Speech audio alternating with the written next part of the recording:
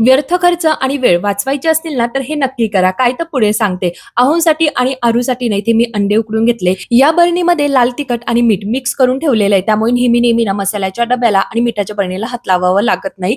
अहोंसाठी बिना साखरेचा चहा बनवून घेतला आणि त्यामध्येच थोडीशी आता साखर टाकून आहे ना, आमच्यासाठी गोड चहा बनवून घेते. साखरेचं प्रमाण कमीच केलेलं आहे. कधी गुळाचा असतो, कधी साखरेचा, पण साखर कमी प्रमाणात असते आणि उन्हाळा लागल्यापासून आहे ना, चहा पिणं पण कमी झालेलं आहे.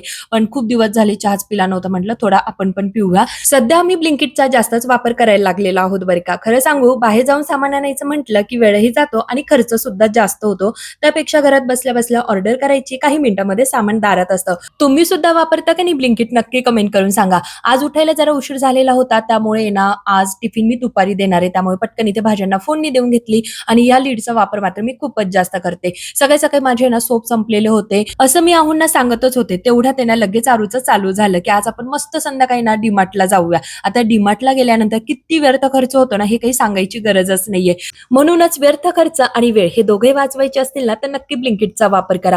स्वयंपाक झाला आणि त्यानंतर म्हटलं चला हे सगळं सामान जे आहे ना, ते या डब्यामध्ये भरून ठेवूया.